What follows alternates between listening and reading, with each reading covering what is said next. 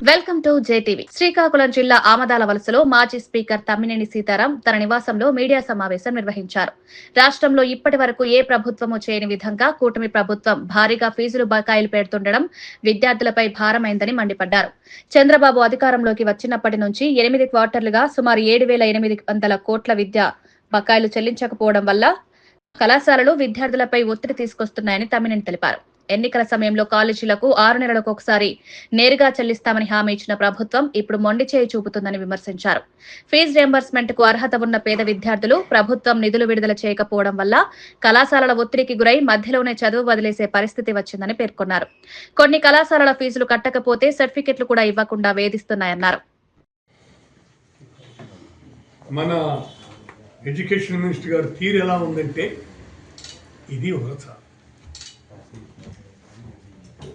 అందుకే ప్రభుత్వ బకాయిలు చెల్లించకపోవటం వల్ల విద్యార్థులపై ఒత్తిడి తెస్తున్న కళాశాల యాజమాన్యాలు, అప్పులు చేసి ఫీజులు కడుతున్న తల్లిదండ్రులు,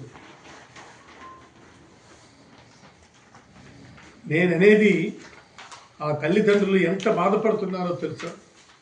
మీరు ఇచ్చినటువంటి హామీలకు, ఎన్నికల్లో మీరు ఇచ్చినటువంటి హామీలకు తలవొక్కి ఓటేసినటువంటి ఓటర్కి మీరు ఇచ్చినటువంటి గొప్ప సదుపాయం కల్పించారు కదయ్యా. తల్లిదండ్రులు ఎంత బాధపడుతున్నారో తెలుసా? కొన్ని కళాశాలలో ఫీజులు కడితే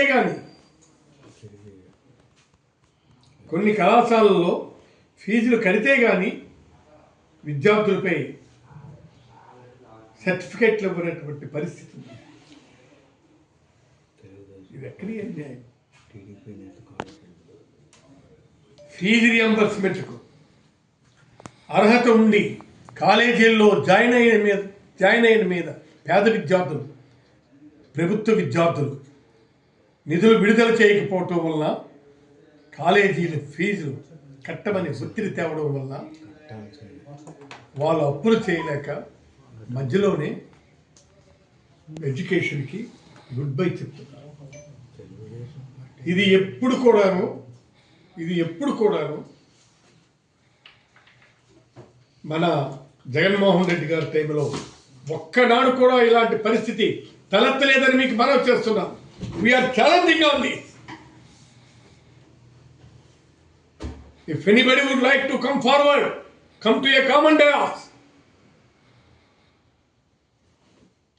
మేము ఛాలెంజ్ చేస్తున్నాం. ఛాలెంజ్ రిసీవ్ చేసుకోండి. మీకు దమ్ముంటే రిసీవ్ చేసుకోండి, రండి. అంతేగాని ఇలాంటి పరిస్థితులు ప్రభుత్వం చెల్లించవలసిన బకాయిలు చెల్లించకపోవడంతో మధ్యలోనే విద్యార్థుల మీద ఒత్తిడి తెస్తున్న విద్యా సంస్థలు, మరి వాళ్ళకి ఎవరైతే వారికి డబ్బులు కావాలా? అందుకు ఆ ఫీజులు, రిక్వైర్మెంట్ ఫీజులు ఏవైతే ఉన్నాయో అది కట్టాలి అని చెప్పి బకాయిలు చెల్లించేటంత వరకు కూడా వీళ్ళు చాలా సీరియస్గా వాళ్ళు ఒత్తిడి పెడుతున్నారు.